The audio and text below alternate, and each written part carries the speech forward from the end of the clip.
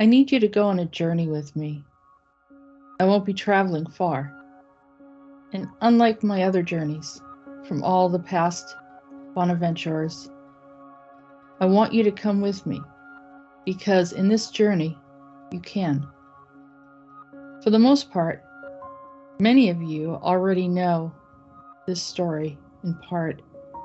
I'm not here to recreate history or to fabricate known information. Instead, jump into the dimensional space with me on this topic that has influenced the interconnectivity to the entire world. Welcome to the paradigm shift.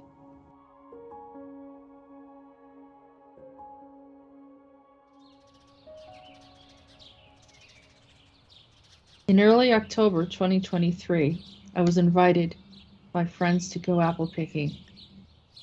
I searched online and found many orchards in southern New Hampshire, but one stood out to us.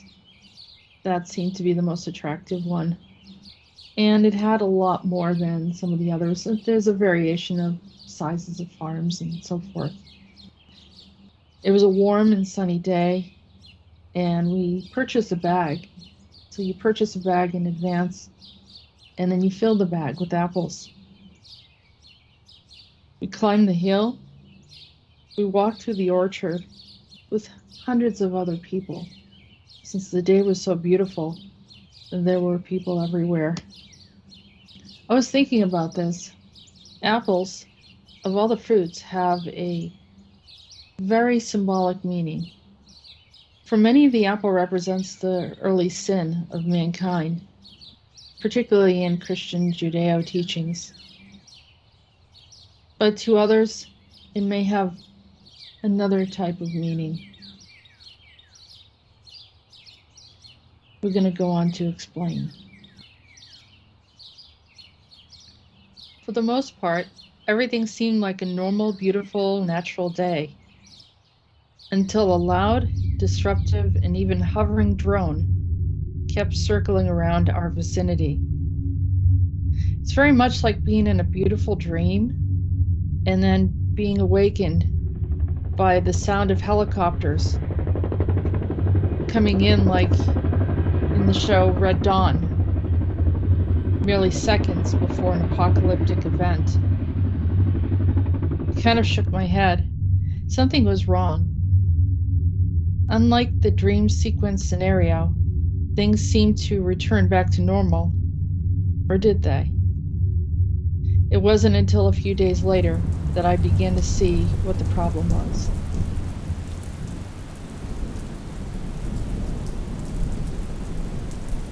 A few months ago, while working with a client, I heard something strange.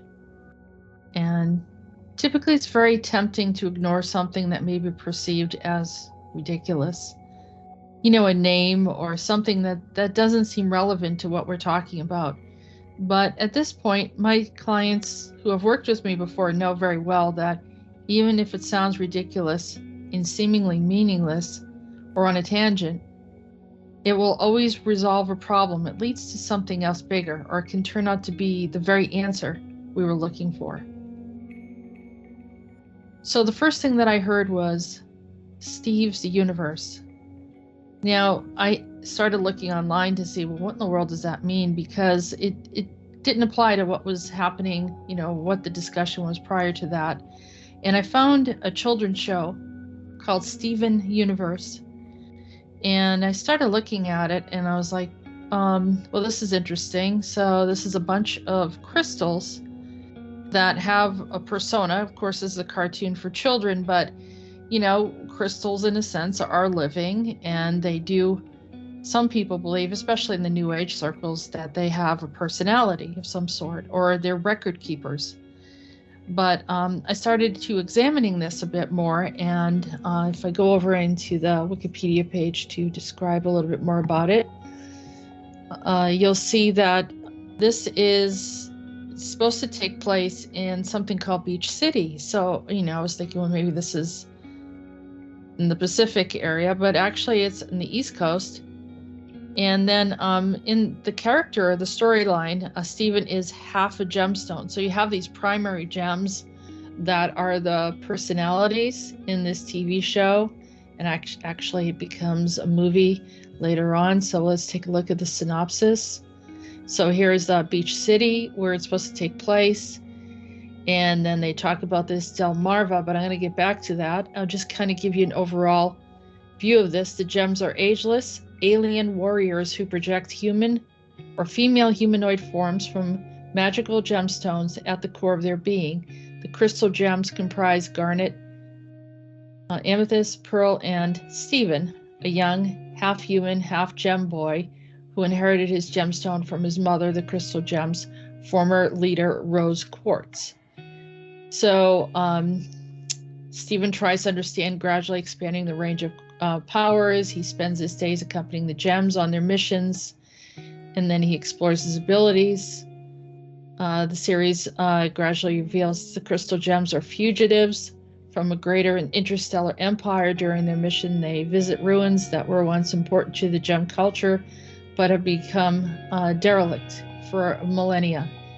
The gems are cut off from the gem homeworld, and Stephen learns that many of the monsters and artifacts they encounter are gems.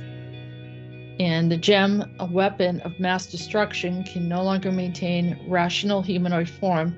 By the end of the first season, Stephen learns that millennia ago, the Gem Empire intended to sterilize the Earth to incubate new gems.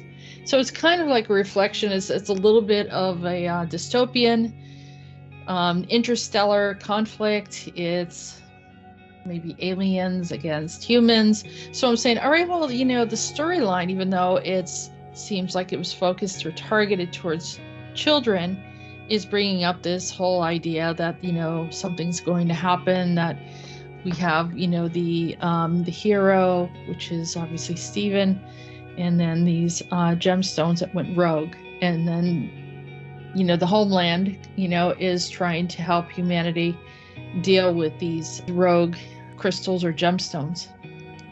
So, and it goes on. There's a geo weapon. There's all sorts of stuff. Right. So still, we're not really seeing exactly what the issue is. So I thought I'd go back to this. This was drawing my attention is Delmarva. So not knowing what Delmarva was, I thought it was a fictitious place, but it's actually a large peninsula, and it's a proposed state that's on the east coast of the United States, which I had never heard of, even though I'm from the East Coast. And it's parts of the Eastern Shore regions of Maryland and Virginia. And I started looking a little bit more. There's a bit of a history there. And you see that it's really interesting to look at. It's almost looks like it's fractured, like it was once connected. It's off the shore. You'd think that something like this would get swallowed up by the ocean or some of those many storms that come along, but there must be some type of protection there. So here's a little bit of the history. Originally it was Native American, but it looks like it's been there for years. 10,000 BC to 8,000 BC, last ice age. And then you have this pre-Clovis period, which is about 13,000. And so then they started talking about, the different people that were there, the indigenous people. So that's pretty interesting. But then you come down here around 1566, there was an expedition from Spanish Florida, which is essentially Spain. So Spain was interested in this location. Then it was colonized by the Dutch West India Company in 1631. And then in 1638, New Sweden was established. And then it was recaptured in 1631 and incorporated the colony into the colony of New Netherland. And then you look down further, came under British control in 1664. It seemed like it swapped hands quite a bit.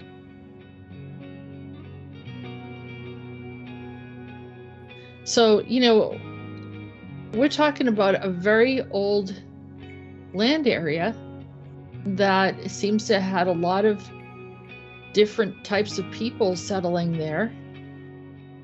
So I thought that was really interesting that she would base this story off of this region that very likely, I think she came from Maryland or one of those areas, Delaware and Maryland. So this was probably a place that they visited, maybe for holiday or, who knows, maybe even for school, that they would go over, depending how far away or how close she was.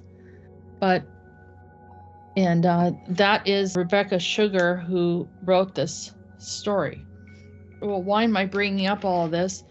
The location is Ice Age, it's Aachen. The location was sought after and colonized and influenced by Spain, the Netherlands, Sweden, Britain, and early settlements of indigenous people, and has many appealing qualities. And then there's also this Northwest Passage that is mentioned. The older certain places are, there's more activity. Astral activity, interdimensionality, sometimes technology. There's all sorts of different things that are going on here. So I'm just trying to sort through this whole thing, and you're coming with me on this journey, trying to figure out exactly what is going on here and why was I picking up this whole thing about this children's story, but essentially the storyline about these crystals. So returning back to Stephen and Stephen's universe, where Stephen's half a gem. He helps protect the world from their own kind. The good gems are sent back to the earth, but they are turned bad, and then the original ones then returned to stop them from harming the planet. Stephen is a hero in the story. And then there is someone called a blue diamond. So I'm going through all of this, I'm saying, what in the world's going on here? And I find this blue diamond, and I'm looking at her saying, she really looks familiar. Or there's something unusual about her. They call her Blue for short, which is interesting because Blue is a part of the 12 monkeys that we talked about in the Andronetalks transmissions years ago. And she was a time traveler and so forth. But here, Blue or Blue Diamond is a homeworld gem and a member of the Great Diamond Authority. She's part of the gem race and the result of Era 3. So I'm looking at Era. Okay, well, I was thinking about Taylor Swift's Era tours, but we're going to get to that. So I just wanted to point out her hairstyle, which is very unique. No one really has this hairstyle except for one individual that I know about, and which brought me to this. And you see that long hair, very similar, and these little curls right by the ears. Sounds from Era. Now, this is a completely different thing. This is not, we're no longer looking at this show, the children's show, Stephen's World. We're now looking at something regarding Billy Meier. And so those of you who are not familiar with the Billy Meier story, there is an individual called Simyase, and of course there's someone else called Asket, and they interact with Billy Meier, who is up in Switzerland, and so we can look at that really quick.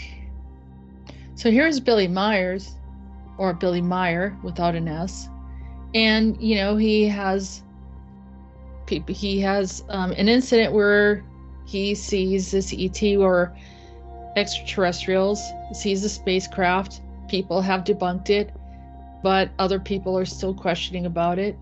And I'm pretty sure that they exist, but then, of course, there are those in the government that, are trying to protect what's going on. So they have to be careful of what goes out there. So we don't fully know and have the details, or at least you can't fully prove what had happened there, other than, this information of what Billy Meier had stated. And so he claims that his extraterrestrial encounters began in 1942. And then he had two, I think there was communicating with Simyase, as well as someone by the name of Asket. And so when I was looking at that, the individual that I looked at earlier, and you can do some more research on this, but it's very, very interesting because you know, he has all this information, and then they talk about someone called Ptah, which I know is supposed to be over the Pleiadians, or they call them the Pleiadians.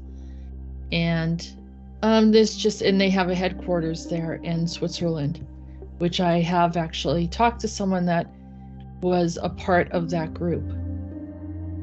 So here again, we look at this, introducing Billy Meier. See if I can get a larger picture of this or enlarge it. Look at the crystals. There's all crystals here. And the word era. This picture right here. So supposedly this was on Dean Martin's show. Supposedly she was on the show. You look at the hair, the little curls in the front. Some people say she did that because her ears were not developed like ours, so she had to hide it. Then there are some arguments whether or not this picture was, you know, valid. Here's some pictures. This is the TV show that they were on. And I also had a picture. Let's see if I can find that picture. And then they talk about whether or not this is the controversy. So supposedly one of these pictures Billy Myers took, and then they do a comparison that the mouth is different. So it wasn't like from the TV show where her and Nara is another one of them. That's a Nara, supposed to be Nara right there. But you can see that the smile and everything's different on both of them. Or, you know, this look right here. But I'm not here to contend whether or not who they are, but you know, this is a very interesting article. I'm not really sure that when this picture was made, Rebecca was thinking that this is Asket. I'm thinking that she unconsciously put that there, or had a communication with the same entity that Billy Myers did, because that is not a typical hairstyle. So out of curiosity, I thought, I want to look further into this. And so I found this. I couldn't find Taylor Swift as many hairstyles as she had. She never actually did that little curl in the front, but she is wearing some unusual earrings that kind of come around almost like as if her ears are connected to her face. And I thought, well, that's an interesting comparison.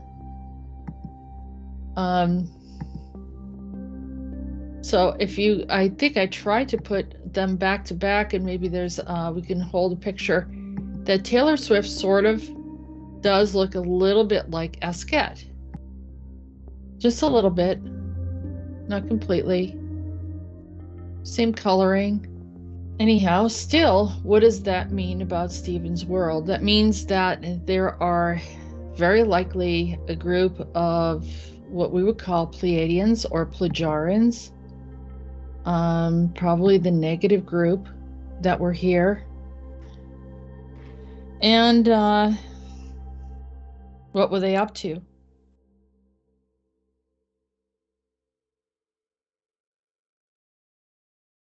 So they took how we're built, and they created a religion out of it. And this was done, I think, by the Pleiadians ancient times ago.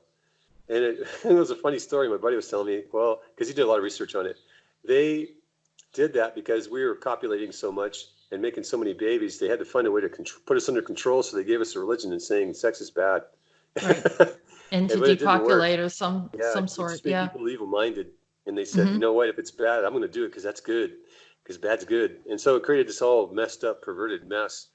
And so when it came to this Billy Meier story, and I really started digging into it and talking about the Pleiadians and all that, I found them to be quite nefarious more than they were helpful.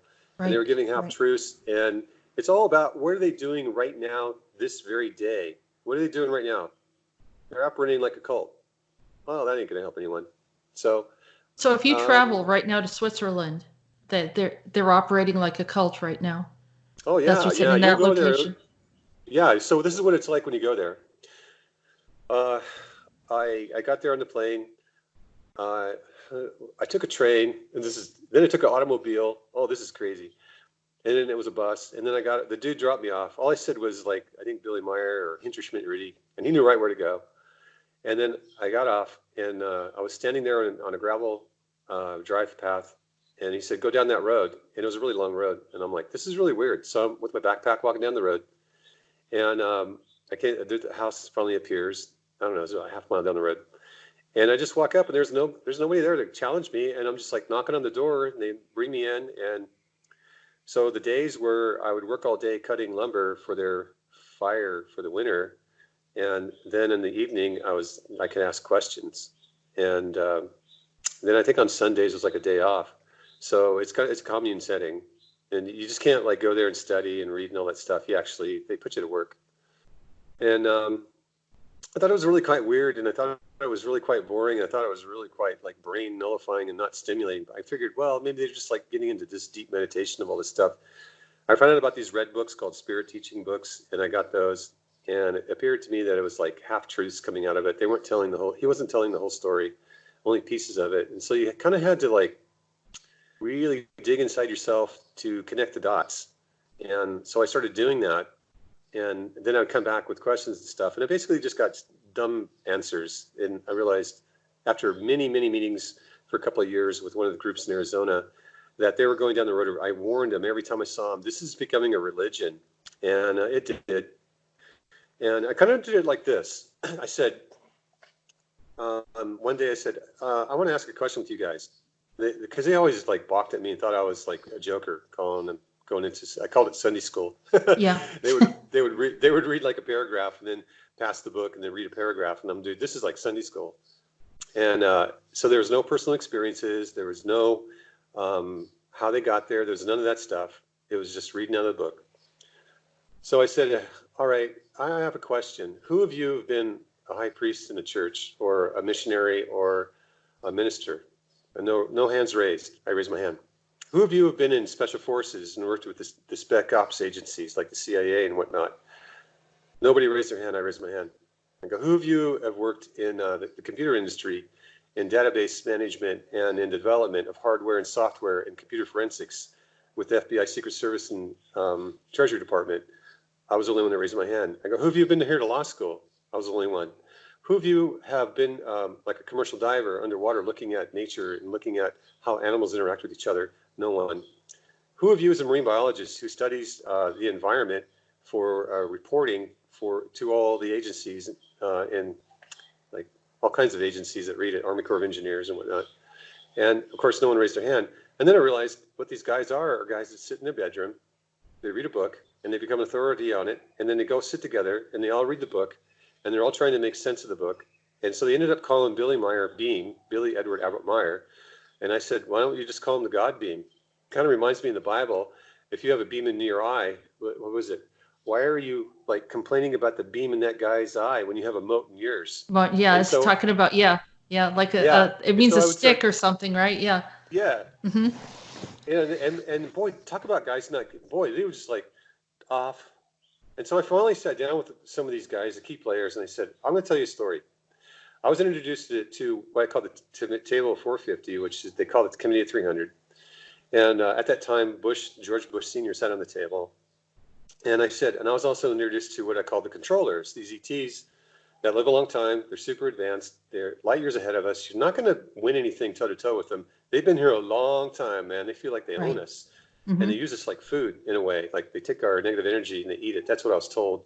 And so I got a chance to see how they talk, how they operate, how their hierarchical structure is, that they actually run like a military organization, and they have deployments where they come here and they leave. And it seems like each person is assigned one of these guys.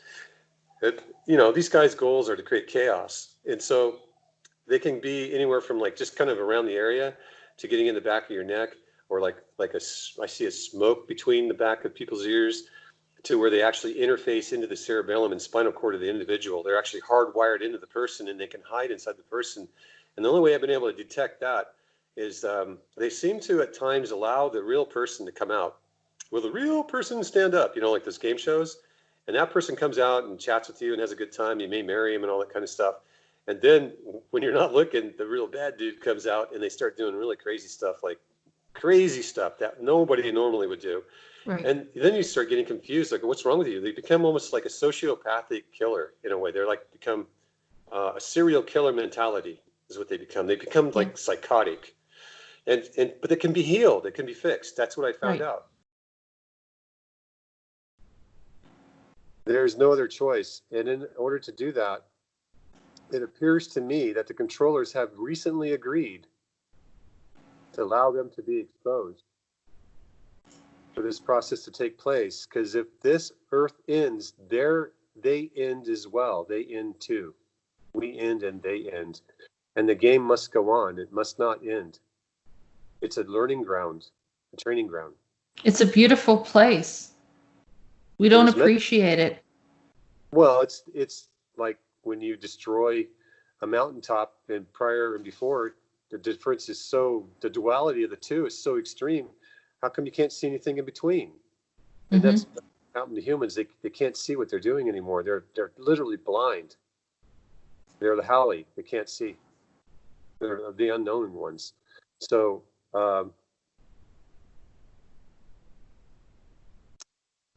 what do I say now? This fabric needs to be put around the planet like an electromagnetic grid. It allows these higher dimensional beings who are not the ETs coming here. Any ET coming here is coming here to play the game. They're not coming here to resolve anything or fix anything. They're just getting involved in it. And they all say the same thing. The humans are like a freaking fleas on the dog's back. They need to be brushed off. They're ruining the game. They all say that. Yeah. Billy Meier says that. Here's the thing about Billy Meier and the Pleiadians. There's no heartfelt connection. They never tell you about the divine inside your heart. They never tell you that. I've studied their materials, man. I was on that gig for 15 years. Friends of mine have been in the gig for like 30 years, and we're all seeing the same thing. The Pleiadians lie. They don't have it. They don't have this divine connection. They have technology. They have smarts. They have lives. They have changing their DNA, whatever. They don't have the divine in them. If they did, they wouldn't be here. They wouldn't be able to communicate to us. They wouldn't even be able to like walk in our house. And just the coarseness of it is so extreme that it really is distasteful to these higher level beings. They don't hate us. They have compassion for us. They just can't stand being around us. They can't even communicate with us. It's impossible. So as we go within that elemental divine love within our heart, we rise to these higher dimensional laws, and then they can communicate with us, and then we don't have to do anything. Because as we do that, our choices and decisions naturally realign to the best outcomes for this planet. It happens naturally. People don't have to do anything. Look, I told you, we hit a home run before coming here. This was all set up. We were all set up with everything inside us. Everything that we need. Everything we need. That's why I called it the rule book. We got the entire rule book inside us, locked away in our spirit. And the way we get to our spirit is only with our heart. That's the only way. And I can tell you, I have read till my ears turn blue, till I just fall asleep now, thousands of pages of Billy Meier material, the red books, the spirit teaching books, and they don't tell you this. In 5 minutes, I can tell you what 15 years never told me. The Billy Meier group has turned into a cult, just like anything else. 2 or more people coming together in this world, it just ends up in a cult. Whenever we do like spiritual work for another person, we're really only giving them a kickstart. They end up falling right back into their stuff again, and we pull them out again. And what a great business profile that is, man. It's like toothpaste. You're needed all the time, and you can make a living at it. And when these people do it, they end up just talking around stuff, and they completely lose how to get to this divine elemental love in their heart. They basically have maybe a few skills, maybe one skill, and that's it. They're done. They don't move on. I think some people, they pick up something along the way from all the different people that they're interacting with. And you learn something, though. There is an interplay of even those that are, even Billy Meier's. Whatever you had to see there was an interplay of what you became now. And this divine love in the heart is not in humans. It has to be introduced to humans. It's not there. So the search I had all these years and getting into all these deals was looking for this component inside me, and it wasn't there until I found the kahuna. Look, I'll just tell you what he told me. He said that this jewel, this divine love element, was placed in his heart before his birth. He was set up for it to begin with. And in his birth and in his bloodline over 1,000 years long, kahunas that have never been broken. What I would like to add to this is that I do believe that we all have access to divine love. I don't believe that we need anything to connect us to that. I believe that comes from birth. But just to stick with what Bob had shared, this jewel, the divine love element that was put in the kahuna's heart, as he mentions, he called it a jewel. The exact words related to what we have been discussing, a jewel, a crystal, a gemstone. That may indicate that the initiation or alignment with the 12D Pleiadians or with the kahuna being of a more positive alignment, the 15D Pleiadians. Typically, crystals are strongly associated with the New Age movement, and a lot of people that were involved with the early New Age movement, they use crystals a lot. What do crystals do? They magnify energy. Some people say that they're record keepers. They hold energy. They hold knowledge. And the crystal skulls, of course, are around the world at this point, like this Mitchell Hedges skull. That was from South America, and many of the others that were found were from that region. I've been able to hold on to a few different ones. And they're considered artifacts. The original ones, some people say they communicate with them. There's information, or like an ancient AI. People have their opinions. I haven't read this article. I'm not really sure what stance they take. Usually it's a neutral one. They try to bring in information about the crystal skulls and where they came from, the origin. You can see there, here's considered an Aztec artifact. Maybe not all of them are from the Aztec region. Maybe they are, I'm not sure. But I do know that they were used as a form of communication. So crystals are very, very important. I started thinking about this, and as I said, I talked about the crystals years ago in my book, The Seer, Violets and Grass. In the book, in the last chapter, I talked about the Atlantis and how they would communicate with crystal skulls. And that's what I remember and recall seeing. So now, after doing all of this research, I started to assess everything and consider the fact that there's two types of Pleiadians that we're working with here. The 12D Pleiadian that Peter the Insider talks about, and how they do nefarious things. They're taking advantage of humanity, and they've caused quite a bit of problems. And then, of course, the 15D Pleiadians, who had worked with them originally, sent them here only to discover that they are creating problems. So it's very similar to the storyline of Stephen's World that Rebecca Sugar created. Now, I find that very interesting. Here again, did Rebecca Sugar know about the storyline? No, I don't believe she did. But it's quite interesting. Well, how does something like this happen, So Stephen's World is connected to the conflict of the Pleiades and the dangers imposed on the Earth.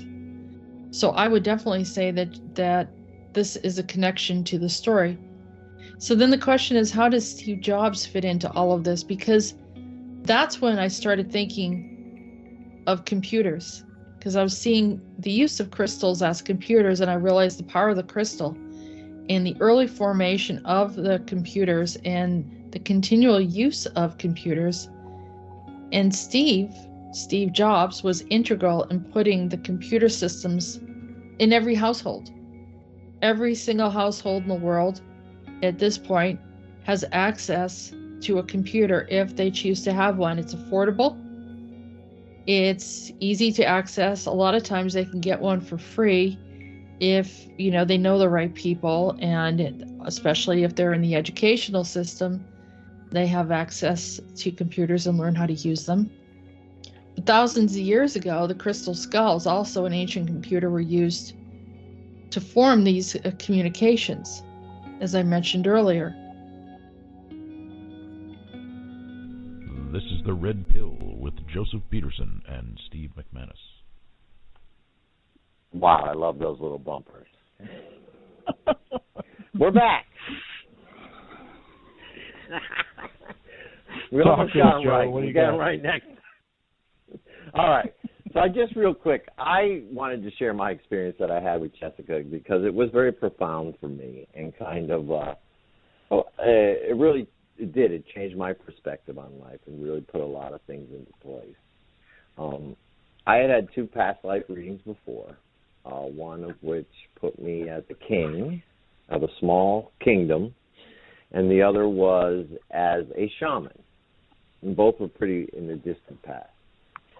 Not a lot of detail with them. Most of them were done through hypnosis. But when I met with Jessica on the phone, we immediately were able to get into the records, and we actually were able to access my most recent life, which, really surprisingly was able to be traced on the internet. So Jessica was telling me how in my past life I was actually a museum curator named Wilhelm von Bode, who was very well known in Germany and was the curator of a crystal skull, and who had actually formed a little society around it, and there was a lot of details about this man and the crystal skull. So, me being right in front of a computer as Jessica was talking, I'm searching crystal skull, Berlin, Germany, because this is where this guy was. And lo and behold, up on the internet comes crystal skull found in Berlin, Germany. And it happened to be engraved with the name of Wilhelm von Bode. Now, she hadn't told me the name of the guy yet, but she did tell me that the guy was a museum curator and all these things, and Wilhelm von Bode happened to be the curator of the largest museum in Germany in the turn of the century. And that is exactly what Jessica had told me before I had even read it on the internet. So here's this guy, a museum curator, who had owned this skull, and this is documented on the internet, and it just freaked me out. So I have been able to trace this crystal skull because apparently the energy throughout my lifetimes of this skull has followed me, because, Jessica, I guess you have uncovered that my original incarnation was of the keeper of this skull, who actually was an Atlantean priest at one time. So, that kind of information, you get, whoa, really freaked me out. And I don't know if you remember anything more about it, Jessica, but that's what I remember about it. But I remember hearing the name Wilhelm, and I was like, I don't know what this means. Yes. I kept on saying Wilhelm, right. and I said, I don't know what it means, and I was communicating with someone by the name of Wilhelm, and I was actually communicating with the skull. That's what I recognized, and that's how we kind of worked backwards. Wilhelm. Yeah, well, I said I'm communicating with someone by the name of Wilhelm, and then I recognized after we started tracing back, and he was doing the research while I was doing the reading, and discovered that Wilhelm was a skull. And I said, that makes sense because they're alive. Yeah, and Wilhelm von Bode was the curator of this skull. And I could actually see a picture of this guy, and literally he had blue eyes, I wouldn't say he looked like me, but you could, I could kind of feel a connection to this guy. But it was so weird to be able to go on to the internet. When somebody tells you were a king in a past life or a shaman, that's fine. But when you can actually go on to the internet, literally, in this day and age, and find exactly what you're being read as you're being read it, that was like too amazing, too coincidental to me that it wasn't coincidental. And, that's what really blew me away about it. The fact that I could literally see this person, you know what I mean, and read about his life. And then, we went over the different people in our lives, because maybe after we talk about this, we can talk about how we try to connect with people from our past lives in this life. And how you were telling me how different people in this life were connected to me in that life. And I could literally read about them because they were in his biography. You told me that one girl that I know was one of my was one of my wives. Well, there you go. I read about his wife, and you said one was the museum curator, like my right-hand man. And there we go. They said they talked about him right in there. And it was very, very cool to be able to kind of just almost, I don't want to say live it, but feel like you were there, because you could read about it, see pictures of it, and, kind of experience it. And it's really led me on a quest for this skull. I actually contacted the guy who found it. And he apparently said it was a very, very powerful skull. He ended up giving it to some woman in the Netherlands who is holding on to it or something. And he has no clue of where it goes any further. It was the crystals that prompted me to look at Steve Jobs, for two obvious reasons. Steve was a charismatic person who seemed to have had a major influence on our world by making the computer, the iPhone, so mainstream and allowing the planet to take a large leap in technology that has escalated many other advancements in our world today. Why wouldn't it be called Steven's universe? Another part of this was his lifestyle that also became a strong influence in trending for many generations. Let's return back to how something like this happens. How did Rebecca Sugar come to understand this storyline? There is no indication that Rebecca was studying the Billy Meier story, even the good and bad of the Pleiadians. Likewise, how did Steve Jobs and his inventors, mechanics, technicians create such a genius concept in a garage? And that brought computers to the scale and magnitude in such a way that is overwhelming. It's very progressive, but seemingly guided by an unseen hand, and how it scaled in a way that was astronomical. This is a bleed-through effect, or a visitation of Pleiadians through dreams, visions, astral, and very possibly psychedelic experiences, though dangerous in retrospect, that opened up to the dark side of the Pleiadian agenda. Rebecca likewise received this through some experience that may have been inspired by lifestyle or even a starseed connection. Those bleed-throughs happen all the time with people who create, invent, and influence generations. After I had been convinced that this was about Steve Jobs, and also seeing Steve Jobs in my third eye, I asked him what was going on and why is he reaching out to me. I believe he gave me this thread to find him. The Steve's universe was the first key. The second key, finding the Pleiadians, influencing, and then Semyase, Asket, Billy Myers, and then finally coming to the crystal skulls, and then discovering him. He then suggested that he wanted me to do some research on him, to understand him a little bit. And so that's what we did. We watched all of his movies. Anything that was out there that was written about him, maybe not everything, but definitely movies about him, which we understand that sometimes it's true, sometimes it isn't. So we had to try to sift through whatever it is and the certain things that stood out to me. And that's where it started.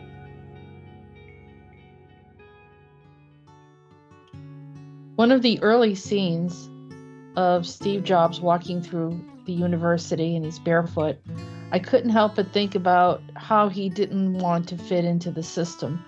Not necessarily just to rebel it, but he kind of knew that he was outside of it in some ways, particularly with his way of thinking or seeing through that the system wasn't necessarily going to give him what he was looking for. Of course, there's pros and cons in that. It's not necessarily an easy path to take. Trust me, I tried it myself, and it wasn't easy at all. But, you do find that, being in conformity to some degree, things flow a lot easier for you. So here is an individual who pretty much fought all the constructs of the way things were done and tried to override it, in which he was successful, but with a lot of determination and strength. He felt like a lot of it was a waste of time getting a degree, going, being on the campus. And he's an exception. I mean, not everyone that leaves college is able to become very, very successful. But likewise, there are people that never went to college and they have done fairly well. So, I mean, who's really to say? It's an individual path. But that's not the reason why I'm bringing this up. My idea is just to think about his way of thinking, his concept, his life, and what did make an impact in how he was able to make us see the world in a different way. He had a different kind of mindset. He was introduced to Eastern thought early on, so he was transcendent, or had an attempt to be transcendent, although many have referred to him, especially if you look at documentaries or movies, that there was an edginess about him, there was an anger, that there was a kind of unfair or even cruel to that matter. For whatever reason, maybe he wasn't at peace, or he felt like he was always pushing through to make certain things happen, which created this level of frustration. And that also can go along with us wanting to make something happen, or to just surrender to the idea that certain things have to happen in a certain way and leave it there. He had a vision that needed to come to fruition. He needed to see it through completely.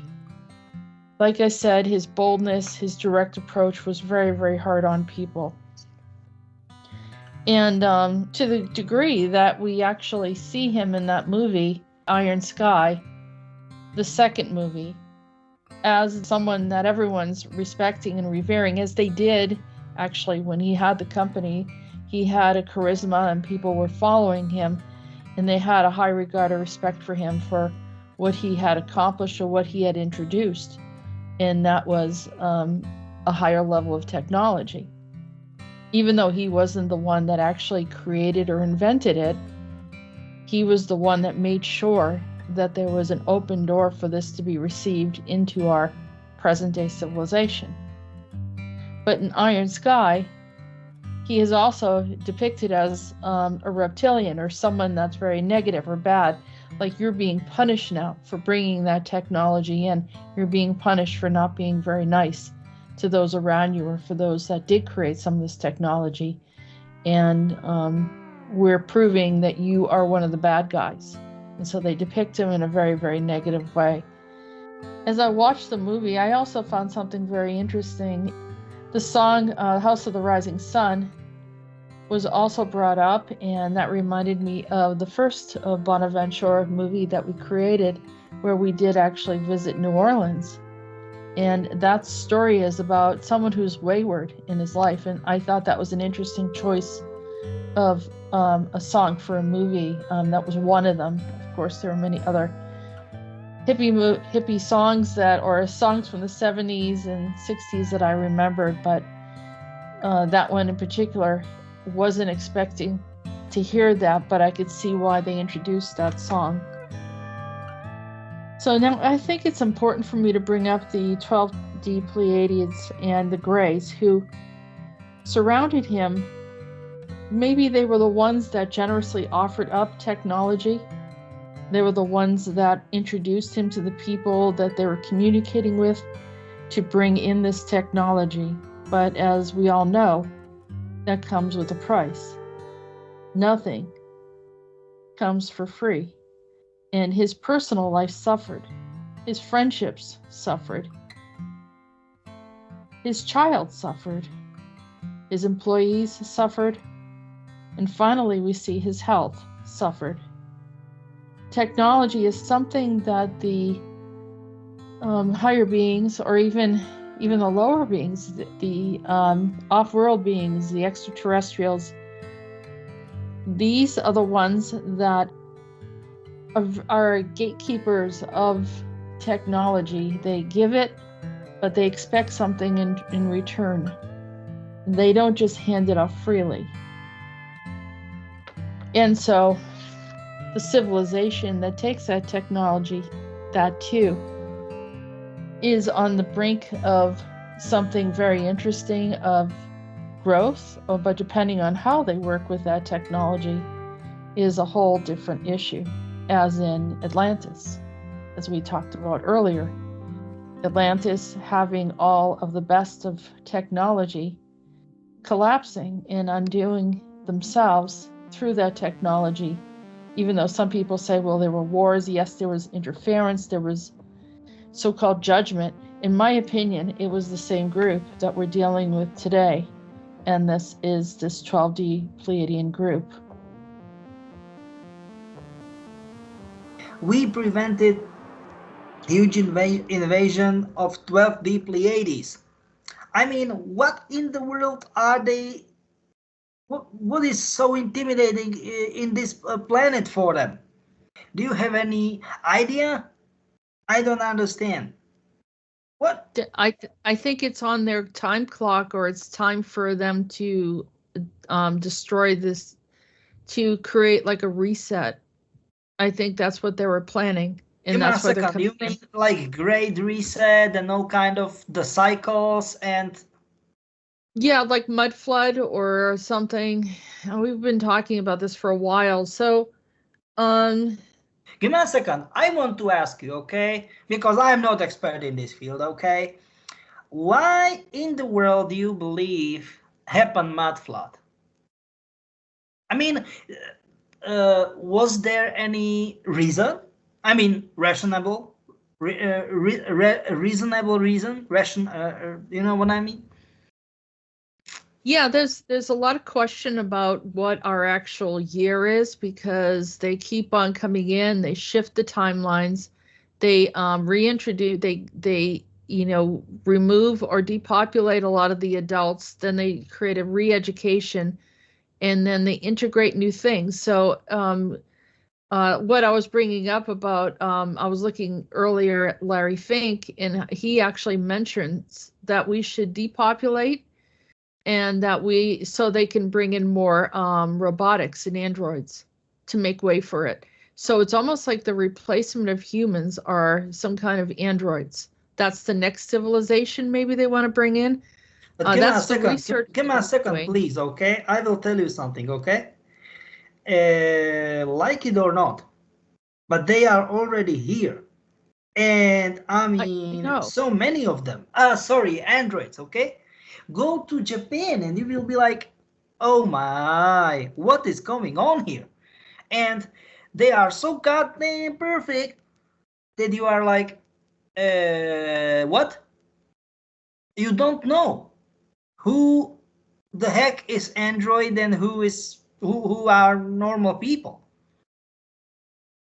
Even they don't have this kind of TPE, thermoplastic elastomer, what so forth, but so it quotes in quotes real feel like as the human skin, but it has the human temperature. No, that's next level crap.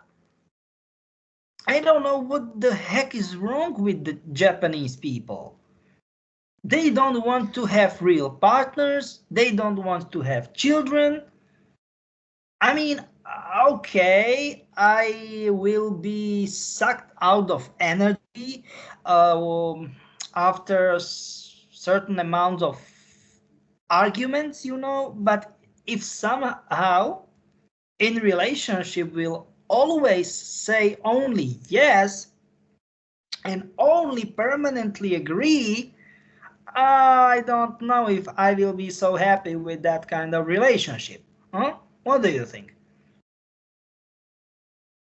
No, it's not organic, and like you said, that they kind of created a scenario that they would remain independent, and they have people working so many hours to the point where they don't really want to do anything. And I will tell you something. 70%, okay, Japanese people, because according to Japanese standards, people under 40, maybe 45, they are very young, okay? According Japanese standards, okay? 70% of those people will definitely prefer Android, quotes in quotes, as a partner. I was like, okay, are you serious? Then that's what the statistics say? Yes. 20% are like 50-50. It's like, it should be very, very good match. I mean, it should be a real man or woman, okay? Very good, like 100% match. Otherwise, I will definitely go for Android. But give me a second, Jessica. We are talking like 70 plus 20 equals 90%, and only I don't know, like 7 or 8% were for sure only like real, you know what I mean, a man or woman, and those like 2-3% they don't want or something like that. And I was like, what in the world is wrong with those people? You know what I mean? And they since this year, they massively started to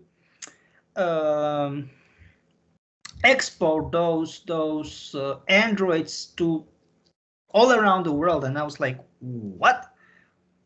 Please, no. And you can, quotes in quotes, build your own Android.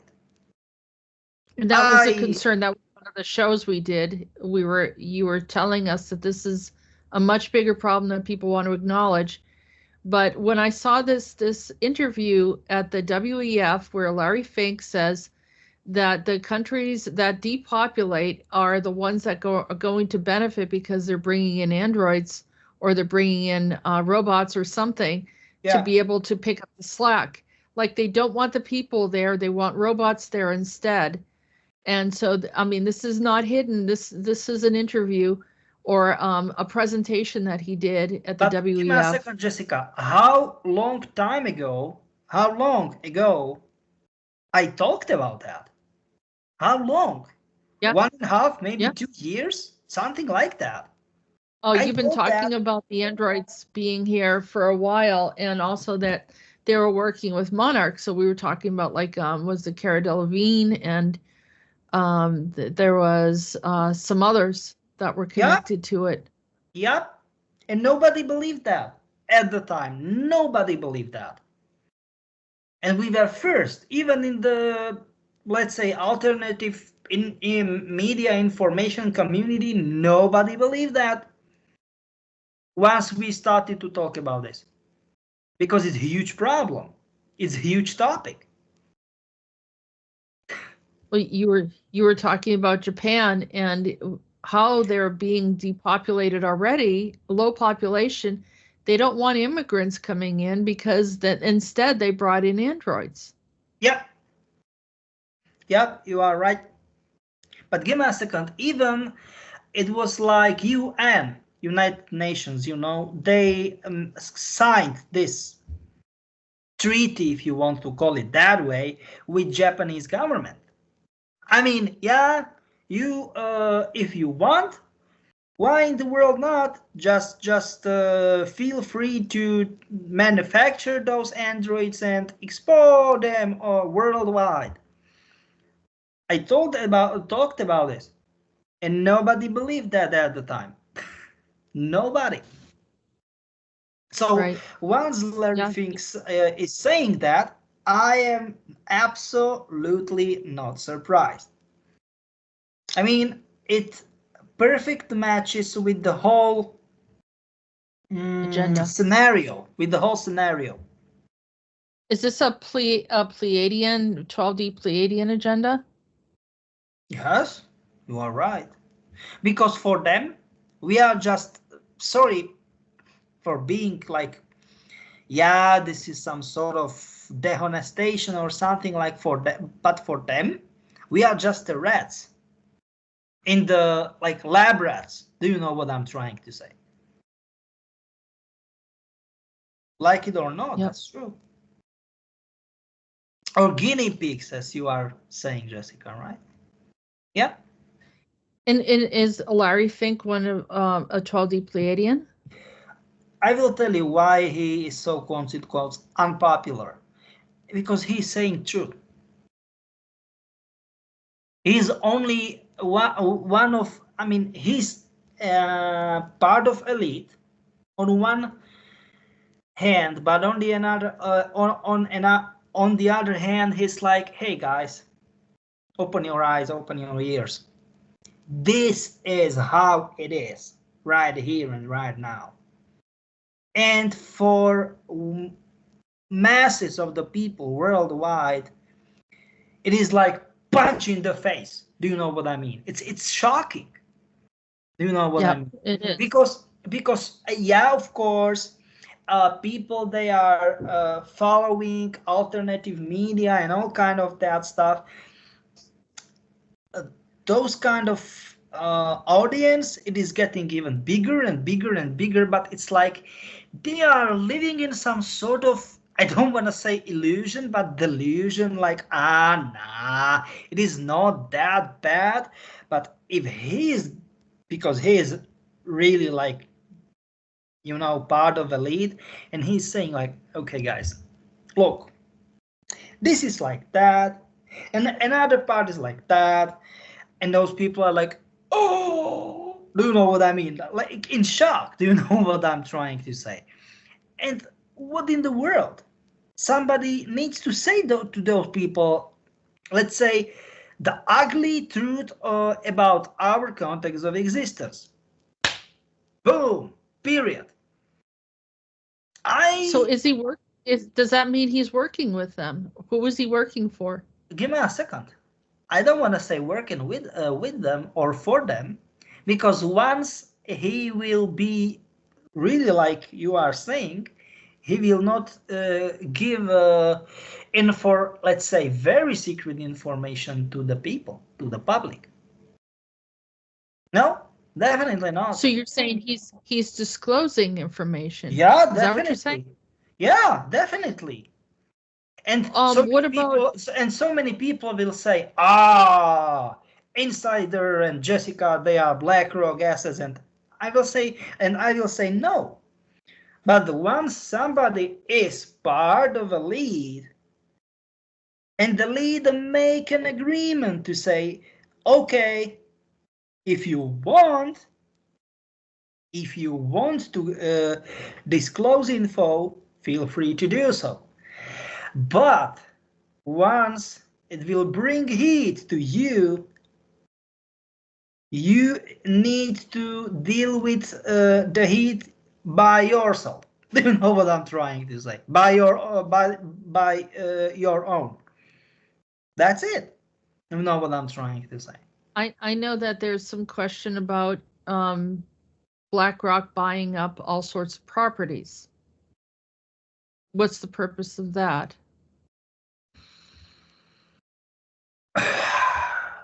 I will tell it exactly as it is, okay?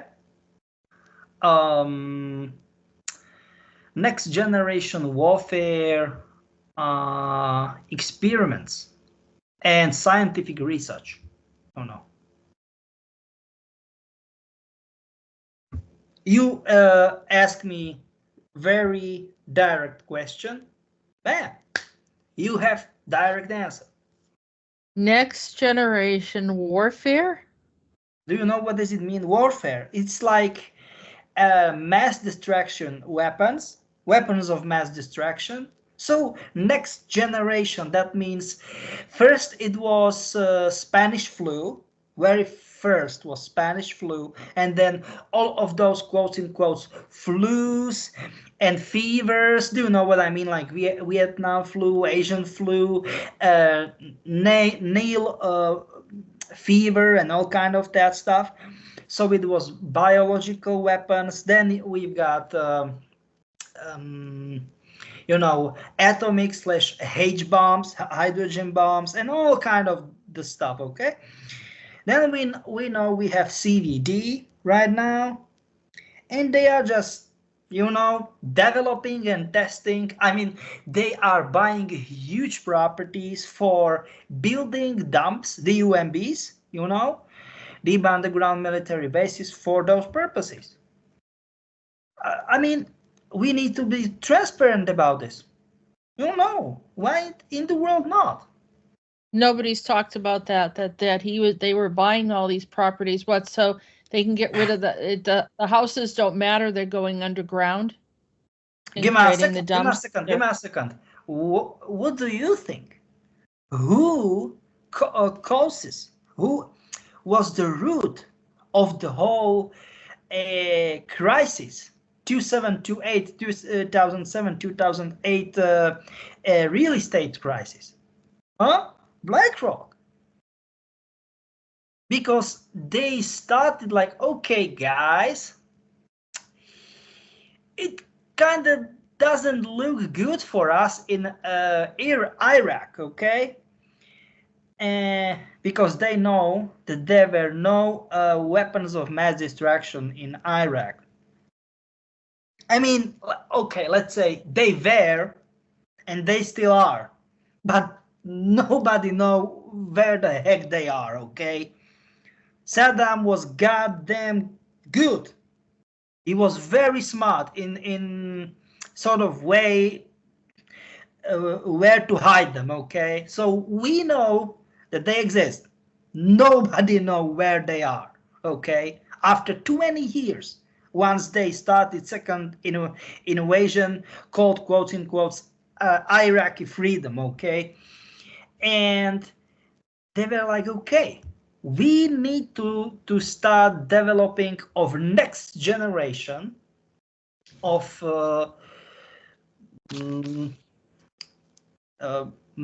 weapons of mass destruction, or AKA mass destruction weapons warfare.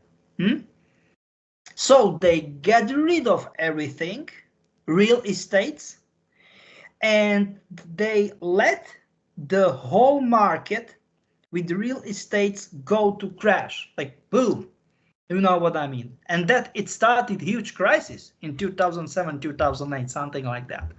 Lehman Brothers and all kind of those huge banks and financial institutions, they go to crap, that. And then they did that with the banks. They recently did that with Silicon Valley Bank, right? Yeah, you are right. That was also BlackRock. Yeah. Give me a second. That's the problem. They let them go to crash, and then they get tremendous amounts of assets, because they buy it for penny. Smart move. Yeah. I'm just saying, sorry. It's so funny. But all those, but it takes from the people. It's give me a second. I don't want to say this funny, because for people it's crazy bad, but from their perspective, they absolutely don't care about people. I know it is unfair, but what I'm saying... All right, so that's my bottom line. So Larry Fink really doesn't give a what about any of us, and that he's doing this solely for his own personal power, and he doesn't care that that people should be replaced by robots. That's all I'm saying. But at least he's saying it loudly. He's the first. He's pioneer, okay? No, because Klaus Schwab said it as well. He came right out and told us, you'll have nothing. You'll have nothing, you'll be happy. Because we'll make sure that you don't have a choice, so we'll make sure that you're you're going to have to obey us by acting like you're happy. Pretty much that's the same thing. Yeah, you are right. Inventing something is one thing. Introducing certain technology, that changes the civilization significantly, can lead to many other problems. Though the good intended was not enough, this may be the heavy footprint when our timeline changed in the consciousness of humanity. Though evolving, we're not even close to being prepared for what was up ahead. Is this the beginning of the machine world in the machine mind? Steve Jobs called one of his computers the system of Lisa. Was this an AI? Not the first, and maybe not the last of the AIs. I know Steve Jobs was not the only one. IBM was venturing down a similar lane. The difference between the two, IBM had the operating system that particularly had a purpose or a need from the future, which is related by the time traveler known as John Titor. Well, you could say this is conspiracy theories, or maybe it's not. There is definitely a logical reason for saving the planet. And it's very possible and very likely that we run into the danger that he had predicted, as we can see through our history or even present times, that some of these events are happening. Let's take a look at John Titor. John Titor was seen in some of the internet forums between 2000 and 2001 by an individual claiming to be an American military time traveler from the year of 2036. Their posts discuss various aspects of time travel and describe future calamitous events, including a global nuclear war, which we know has been something that's been looming over us for quite some time. The uniform inaccuracy of their predictions and inconsistencies and explanations had led many to view the story with skepticism. In 2009, investigations suggested the entire affair was a hoax. It could be a hoax, it could not be a hoax, but it did seem like there is a purpose for this IBM computer, which is the 5100 computer that they talked about. In his online postings, Titor claimed to be an American soldier, as I mentioned, from Tampa. He said he was assigned by the government time travel project, and that as a part of the project, he was sent back to 1975 to retrieve an IBM 5100 computer, which was needed to debug various legacy computer programs that existed in 2036, a possible reference to the Unix year 2038 problem, which we haven't arrived at yet. The IBM 5100 runs the APL and basic programming languages. So we see that all of this is being created. Is there a purpose? Was there a higher purpose for these computers to be developed, for technology to be developed? And is it critical for the systems of our future that these computers, that the system of the computer, the invention of the computer, the invention of the internet actually does have a higher purpose? Or is it all bad? But yet those claiming to be spiritual, to be religious, all use it at the same time. It's an object that can be used for good or for bad depending on the user. Say, for example, if everything shut down today, who wouldn't do everything that they could to communicate, to find a computer, to access a phone, or to somehow find a way for music? Something to help them calm down, to focus, to relax. If we need to survive, what would be important? Probably communication. What would help us keep from sliding down into the dark ages? One of the things that Steve Jobs brought up is that when his team invented these computer systems, whether it was Lisa or the Apple or the Macintosh. Remember, he talked about 1984. He knew that there was a correlation between bringing in this technology or going down this other road of dystopia. And he wanted to remind us that in 1984, when he brought out his computer systems, that didn't happen. Instead, something good happened. But now we're looking at 2024, and we see that this scenario of 1984 is closer to what we're experiencing now. So where did we go wrong? Was there a balance? Should there be a balance where we don't have to turn over humanity to being used by technology, or we don't have to be slaves of the machine? 1984 changed to the crossroad of the future. This problem did not go away, it just delayed it. I was thinking more about Jobs, the movie Jobs, where Ashton Kutcher plays Steve Jobs, and then I made another connection between Ashton Kutcher, where he is featured in this movie called The Butterfly Effect. Ashton travels through time to save his friends, but ends up disappearing from the timeline. What are we doing to influence our own demise? Despite his attempts to do good, can we simultaneously throw off the balance of time and timelines that could potentially lead to a universal destruction? Returning back to the 12D Pleiadians, we were told that the Pleiadians, who reside in Switzerland or in other various locations around the world, but the Billy Meier's group that we were talking about earlier, have been scheduled for a major destructive events. And could you find them if you travel to Switzerland? You know, the group who visited Billy Meier's? Only they would decide whether or not they want to speak with you and whether or not they would appear to you. My attitude and my intent on this, it's to create an alternate reality that we want to create, because what's coming is not, I don't want it. And we're allowed to do that. We're allowed, because it's a worldwide thing, because these ding-dongs went and did it the whole globe.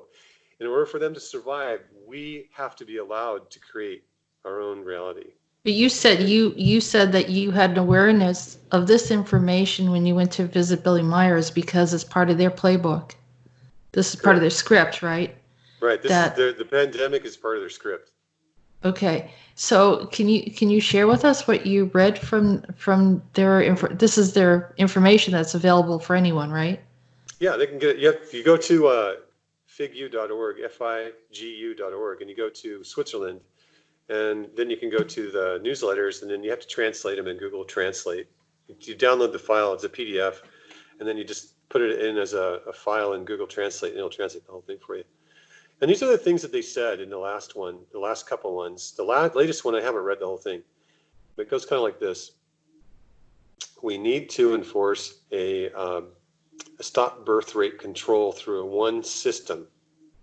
Well, what does that sound like? New World Order. New World, yeah. Tesla, these are just highlights. Tesla really did a disservice to the world by creating alternate current energy. It's causing the weather to change and destroying the atmosphere. Guns create, what did they say? I think it was methane gas. Firearms create methane gas, and we should stop that. So what does that infer? Oh, we should remove guns from everybody. Yeah. Mm-hmm. So they were promoting a communist-style, Chinese-type regime for the world to get the birth rate under control and do it under kind of an authoritarian manner. It started sounding tyrannical. And then I go, oh, you guys have been talking for so many years now. The real Pleiadians are showing up here. And there's a lot of good information in there. It's really worthwhile to go and look at all this stuff. They're treating this pandemic as, you might as well turn on CNN News, because they're treating it kind of like CNN News. This is a real serious thing. It's really bad. And so I emailed Christian a document from the U.S. Patent Office. Christian is? Christian is he's the point of contact for public relations for Billy Meier in Switzerland. Okay. And I admit I know him a little bit. Sometimes he responds to me. He doesn't anymore, which I don't really care. He said, okay, it goes like this. I shown him how the weather is being mechanically altered in a big way. And he wrote back and said, well, kind of like, that's not true. What it is overpopulation. And I wrote back and they said, that would sound like an answer I would expect from a cult. That didn't go very well. Or the Georgia Guidestones or something. Yeah. I had a lot of problems after that, spiritual attacks and stuff. And so I found that these Pleiadians are kind of vindictive. I've also read in the contact notes where they actually come in and they manipulate our timeline to make sure their ancient prophecies come true. Yes. Which I thought was really. And they've done this a few times. How many times have they played this out? Well, we had, the mud flood where they did a reset. They did another one in the early 1900s. The Spanish flu, which was a bioweapon pandemic. So, yeah, they've done it a few times to us. So we still haven't figured it out that we have cities under cities. No one wanted to talk about it. They seem to have agreements with the Men in Black, with the controllers. They seem to have bilateral agreements with these guys. Slender Men, and all that stuff. They seem to all kind of work together. I call it Dark City. You remember that movie, Dark City? Yeah. Yeah. They move everything around. Everyone's disoriented. They don't know what's going on. Yep. Yeah. Some of the things were like, it's just really too much information to kind of go through. But these just examples, there's a lot of them like this, where there were a lot of inconsistencies and there were like positions that were held that were really not to our benefit, that were not really like, how would I say, what do you call it when someone's like they weren't acting like benefactors. They're acting more like controllers. Right. So they were dictating how our paradigm should be in accordance to what would benefit them. Correct. Yeah. That's correct. That's the gist of it. So, when I started talking about that with these people, these Billy Meier people, that's when a lot of like nefarious stuff started going on in my home. Things got kind of really weird and really bad. And so I just don't talk to them anymore. It's really a shame, but that's just how they go. It seems to me whenever you get two or more humans together, you're going to have a religion. And so when you have something like where, I'm just a reference. If you're coming to me because you want a reference to help you, that's a benefit to yourself and to, your family, your community, your society. And that's the proper way to do it. And then we kind of interlink with each other, and then we become more of a whole. We become whole in ourselves and we become whole as a people. And in that process, we create a paradigm through our connection to our spirit within, which will kind of automatically have a collective agreement, because our spirit within resonates to creation itself, the God consciousness. I've been dealing with this spiritual leader, and I have a friend for like almost 10 years now that we discuss on a daily basis these topics in great detail, that sometimes things just kind of flow out. I go, where'd that come from? And so we test it to see if it's actual, and then we find ways to test it. I may not know how to do a test at the moment, but we end up finding out how to do it. And then we end up finding that we're always right. That's the crazy thing. We keep finding that we're right. And what we found was Billy Meier and his crazy Pleiadians started coming out with newsletters countering everything that we came up with, and we never went public. Wow. It was just between him and me. Yeah, because they're watching. Yeah. They're watching. They know how to do that. Remember, as Steve Jobs said, information is power. We as the human race have a say in all of this, despite what the system has been told to us. We don't need to feel disempowered. We don't need to be swallowed up or replaced by machinery. We have a greater destiny. Not one person is greater than another. Our voices do matter, particularly those who speak the truth and with consciousness. While watching the movie Pirates of Silicon Valley, you see Steve Jobs interacting with Bill Gates. In the beginning, Steve Jobs is in power, or at least in a more elevated situation in his business. And then gradually, Bill Gates rises up to catch up with him, and conveniently, Steve Jobs is voted out of his own company soon after. Steve Jobs confronts Bill Gates for taking or stealing his technology. The difference between Steve and Bill: Steve wanted us to dream, to be better, more advanced, avoid the destruction depicted in 1984. On the contrast, Bill wants all of humanity to be depopulated. Is Bill a part of the 12D Pleiadian agenda?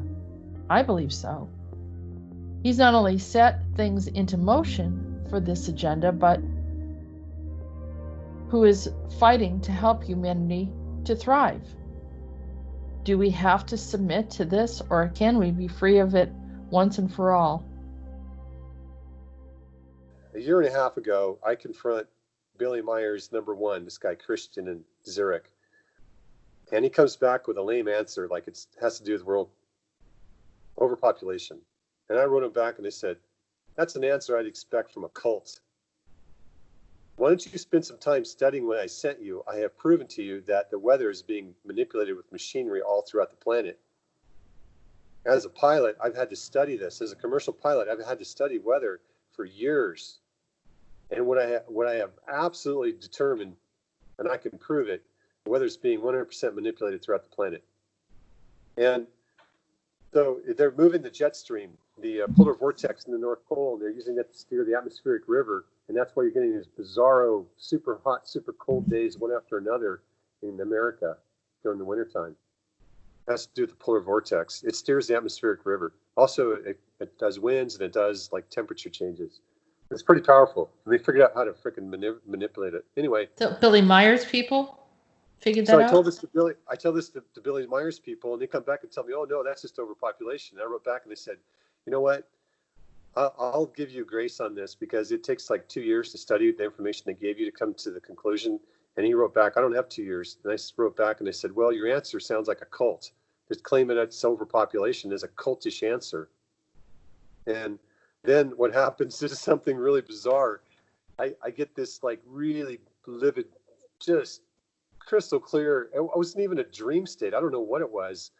Twilight state. And Billy Meier shows up and he's got these dirty socks and he hands them to me and I take them to throw them away. And he goes, no, I want you to put them on. And then on the other side of him is a man in black. And he leaves them there with me. And then my wife loses her mind over a period of a week. I watch her lose her freaking mind. And wow. It was the most bizarre thing I ever saw, totally out of character. And what happened is that man in black that was inside her, I bet he got activated. Yeah. So we have another question from Anthony. Lovely interview from both Jessica and Bob. I do have one question. In the Kerry interview, Bob spoke of Daddy Bush, John McCain, and other aliens plotting wars all around the world in the committee of the 300 organization. Then Bob speaks of the nefarious Pleiadians linked with Billy Myers, who are extremely negative and don't appear to like the humans. Are the committee of 300 aliens and the Billy Meier aliens all part of the same group, working together, or are there more that are one group controlling humanity? All these ETs are all working. They all know what's going on with each other for the most part, and they're all like in on it. So there's no one group. The ones that I saw over the committee of 300 were like the men in black. Okay, I see them all the time. I didn't see reptilians over there. Maybe the reptilians are involved in the Luciferian rituals that they do. Maybe that's where the reptilians lie. But I have not had any encounters with them. So when people really get all wrapped up about these guys, it's not the focal point. In regards to the Pleiadians, the Pleiadians, here's the thing. When Billy starts talking about these guys, they tell him, we're the Pleiadians. So he goes around the world telling everyone they're the Pleiadians. Then they come back and they say, actually, we're the Pleiadians. So anyone using the term Pleiadian is not part of us. So you got people out there saying Pleiadian, you got people saying Pleiadian. And so they did that on purpose to create a division in their name itself. Who the heck does that? Who plays games? I was wondering how that happened. Yep. Because, well, some people call them the Pleiadians, right? Yeah, the Pleiadians. I mean, this is a pronunciation of the Pleiadians. And yeah. So right off the bat, these guys are playing games. They're gaming. They're not here to help us. They're here to continue the game. They were supposed to throw out just some half-ass spirit teachings to get people kind of like maybe taking a little responsibility for themselves. And what they did is they turned it into a cult, waiting for their next bated breath of Billy's stroke of the pen to come out so that they can translate it and read it and like, oh my God, oh my God. They call him Beam, Billy Edward Albert Meier. Now I just call him the Beam God. So all you guys now want to talk about Billy Meier, the Beam God. You know, I'm being kind of like in your face a little bit and a little bit facetious about it, but I'll do it to show the ridiculousness of it. Why not tell the truth straight up instead of causing stupidity to happen in another person's life? You know, in the Bible it says if you do harm to a child, better that you have a millstone around your neck thrown in the ocean than to cause harm to that child. You're just causing yourself a lot of harm. In the case of Billy Meier, it appears to me that there are like Men in Black or Pleiadians, or I don't know who they didn't appear to be Pleiadians. I don't know who they were, but they seem to be around him all the time, watching everything he says and does. And he's like kind of like shackled in a way. By agreeing to all these things with the Pleiadians, he's kind of shackled himself in a way. I know that he really wanted to put out the information and tell the truth and get people and give them help. He did it with a good, sincere heart, but he's been shackled. And so I think this visit 18 months ago where he's passing me on his socks is like, here, since you think you're so smart, I'm passing on the baton, walk in my shoes. I kind of felt like that. And I'm like, dude, I don't want to do that. And so in order for me to be able to do that, I had to be free. In order to be free, I had to find that divine love resonance within my heart. Is it evil to have technology? Does humanity need to have every grid shut down, all communication abolished? Should we accept that most of our population should die while others that survive will have a hellish survival of multiple scenarios ranging from radiation, wars, dystopia, zombies, and the litany that follows? I believe technology is not evil, but the mismanagement, carelessness, and moreover sinister use to control, survey, target humanity is the true weapon. They are trying to give us a choice. Either survive with nothing or die by technology, AI, and the machine world that was meant to absorb all sentient life as we know it. Maybe not meant to absorb sentient life.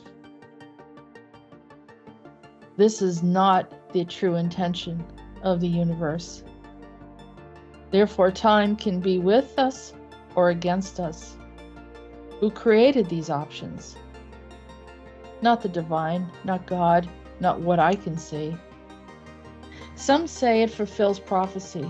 There are realities where one can live out this destruction.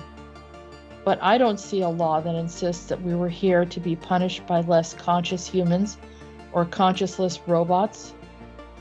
Another question, will the 12D Pleiadians be the ones to help us by stopping the 12D Pleiadians in this Stephen's world, the crystals who sent the other crystals to come here, who became reckless? Will those crystal leadership come and neutralize this ever-present war that had already existed somewhere else?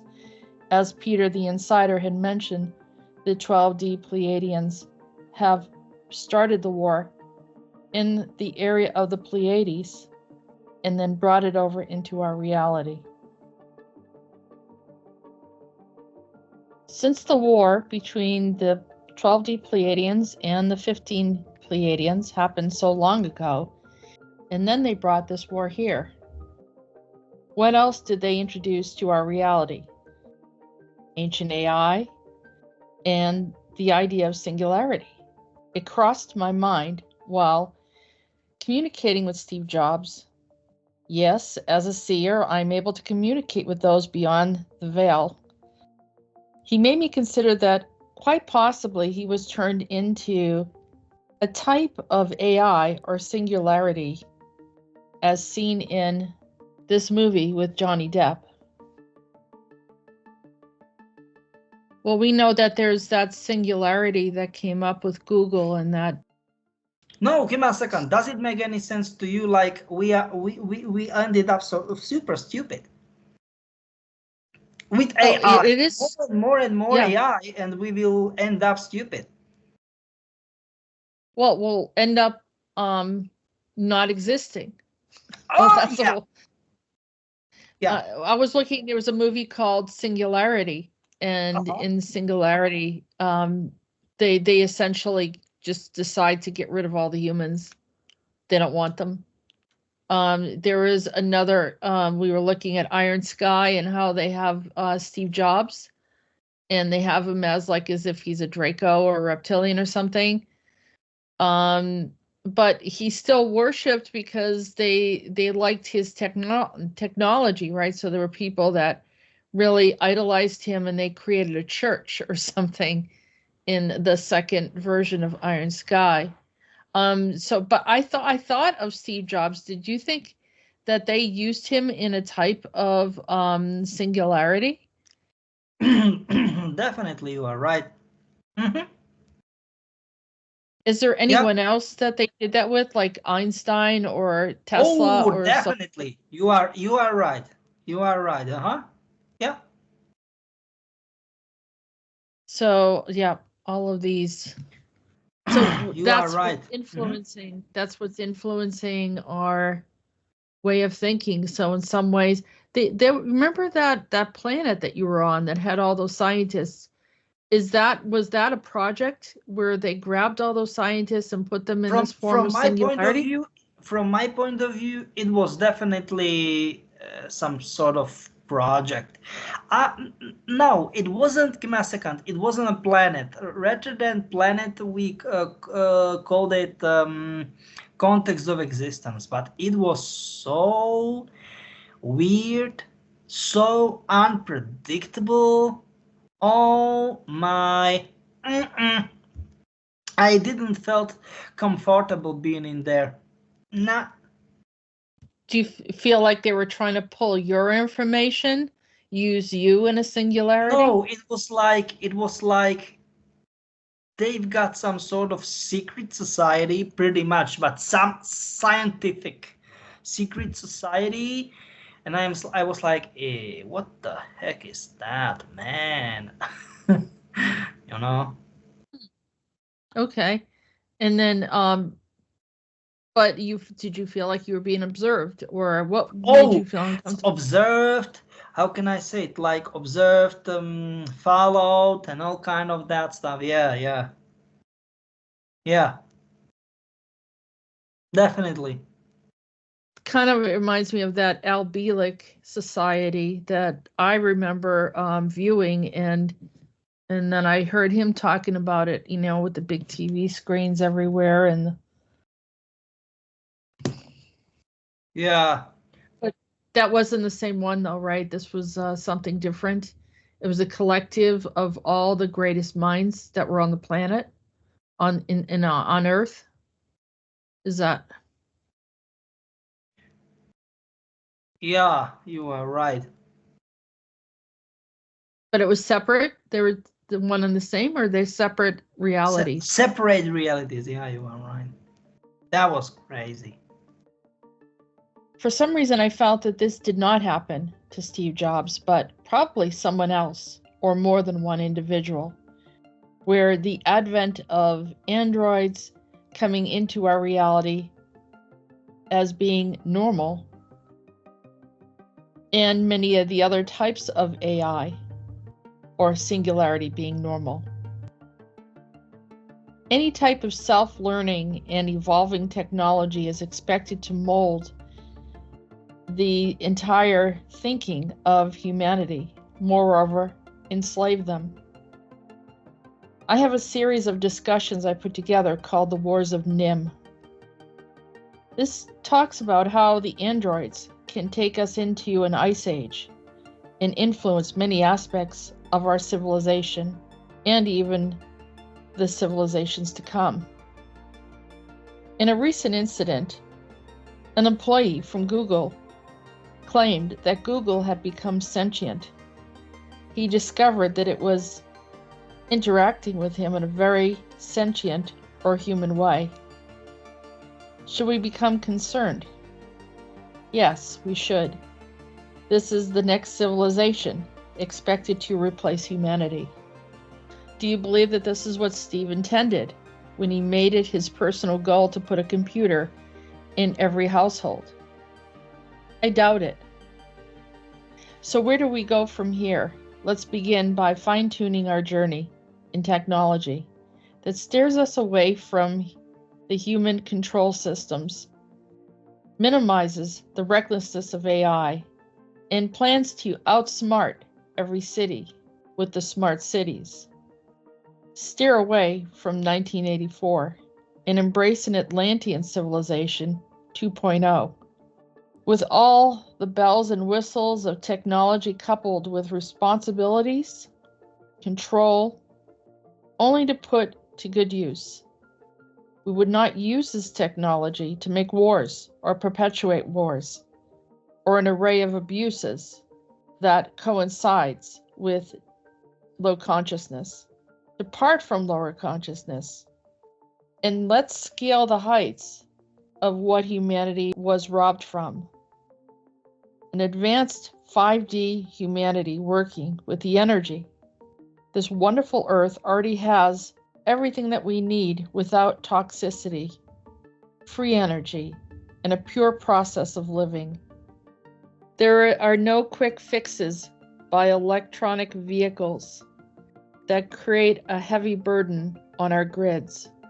We can do better than that. What would Steve Jobs do? If he were here to introduce a futuristic world, I guarantee he would not be doing what Bill Gates is doing now. He would have considered sleek, modern cars and maybe the real Tesla technology that implements air, water, and other natural elements. Sorry, Elon, you tried and you failed. Overburdening our world with electric vehicles is not intelligent at all. Nothing in this displays foresight. Even if you wanted to make money off the masses, at least display half the ingenuity of a fossil-free grid, covering our planet with satellite spies and AI-driven control systems. Also display you have engaged with 12D Pleiadian thinking of human replacement, displacement, and depopulation. We need to stop calling people heroes who have found an articulate way to sell us solutions or false solutions to our present dilemma. Give us another dreamer who will help us bridge to the technological age that will not harm humanity or the lovely home we call Earth.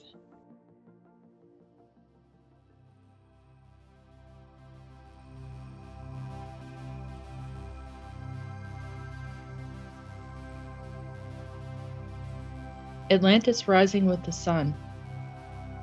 A new window began to open up as visions of Atlantis began to flow like a seamless, unending dream. I had a vision of the survivors of Lemuria, including myself, emerging from Stonehenge where we opened the gateway to build a new city. In more recent times, the confirmation of this power could be revealed through an enormous amount of crop circles with messages from outer space, other dimensions, and higher beings who want to usher in a higher consciousness. Atlantis became what one would refer to as a city of light. They traveled across the continents easily, lifting themselves in a molecular space transportation, and then arrived on the ocean edge of the Atlantic. The tectonic plates under the ocean began to move as the landmass was called forth to form a volcanic wave. The earth lifted high into the sky, then gently molded into habitable land. The mountainous spread made way for large buildings made of crystals. Crystal pyramids were laid throughout the earth to hold the waters of the firmament in place. These were the waters above the earth that created a shield from the harmful ultraviolet rays and kept moisture in the earth for all the inhabitants. And when they came to this land, they began to build large buildings in 4 directions. The primary buildings were very tall and made of crystal that was shaped in a pyramid with flat-faced surface. The crystal had a greenish-blue hue to it from the reflections of the sky and water. This created an emerald green city overlooking the azure blue ocean. It was breathtaking to behold. Other living spaces in smaller quarters were delightful to view.